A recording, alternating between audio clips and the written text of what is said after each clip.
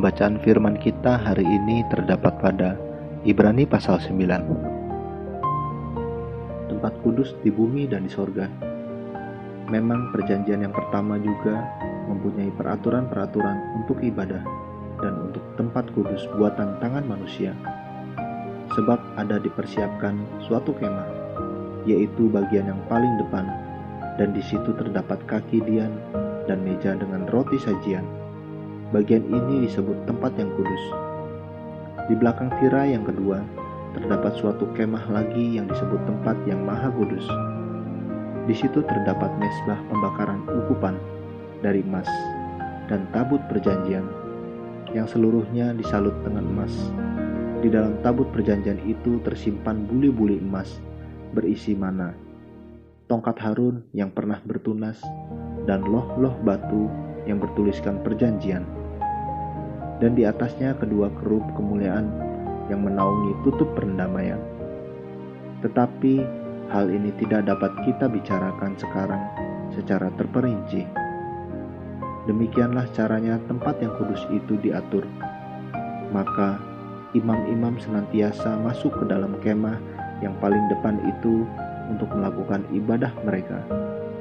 Tetapi ke dalam kemah yang kedua, hanya imam besar saja yang masuk sekali setahun, dan harus dengan darah yang ia persembahkan karena dirinya sendiri dan karena pelanggaran-pelanggaran yang dibuat oleh umatnya dengan tidak sadar.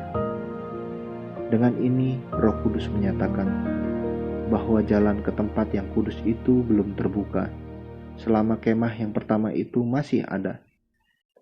Itu adalah kiasan masa sekarang. Sesuai dengan itu dipersembahkan korban dan persembahan yang tidak dapat menyempurnakan mereka yang mempersembahkannya menurut hati nurani mereka. Karena semuanya itu, di samping makanan minuman dan pelbagai macam pembasuhan, hanyalah peraturan-peraturan untuk hidup insani yang hanya berlaku sampai tibanya waktu pembaharuan. Kristus adalah pengantara dari perjanjian yang baru. Tetapi Kristus telah datang sebagai imam besar untuk hal-hal yang baik yang akan datang. Ia telah melintasi kemah yang lebih besar dan yang lebih sempurna, yang bukan dibuat oleh tangan manusia, artinya yang tidak termasuk ciptaan ini. Dan ia telah masuk satu kali untuk selama-lamanya ke dalam tempat yang kudus, bukan dengan membawa darah domba jantan dan darah anak lembu, tetapi dengan membawa darahnya sendiri. Dan dengan itu ia telah mendapat kelepasan yang kekal. Sebab jika darah domba jantan dan darah lembu jantan dan percikan abu lembu muda menguduskan mereka yang najis, sehingga mereka disucikan secara lahiriah, betapa lebihnya darah Kristus, yang oleh Roh yang kekal telah mempersembahkan dirinya sendiri kepada Allah sebagai persembahan yang tak bercacat, akan menyucikan hati nurani kita dari perbuatan-perbuatan yang sia-sia, supaya kita dapat beribadah kepada Allah yang hidup. Karena itu, Ia adalah pengantara dari suatu perjanjian yang baru, supaya mereka yang telah terpanggil dapat menerima bagian kekal yang dijanjikan.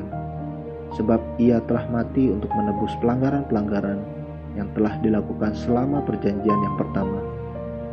Sebab di mana ada wasiat, di situ harus diberitahukan tentang kematian pembuat wasiat itu. Karena suatu wasiat barulah sah kalau pembuat wasiat itu telah mati, sebab ia tidak berlaku selama pembuat wasiat itu masih hidup. Itulah sebabnya maka perjanjian yang pertama tidak disahkan tanpa darah. Sebab sesudah Musa memberitahukan semua perintah hukum Taurat kepada seluruh umat, ia mengambil darah anak lembu dan darah domba jantan, serta air, dan bulu merah dan hisop, lalu memerciki kitab itu sendiri dan seluruh umat, sambil berkata, "Inilah darah perjanjian yang ditetapkan Allah bagi kamu." Dan juga kemah dan semua alat untuk ibadah dipercikinya secara demikian dengan darah. Dan hampir segala sesuatu disucikan menurut hukum Taurat dengan darah, dan tanpa penumpahan darah tidak ada pengampunan. Jadi, segala sesuatu yang melambangkan apa yang ada di sorga haruslah ditahirkan secara demikian. Tetapi benda-benda sorgawi sendiri oleh persembahan-persembahan yang lebih baik daripada itu.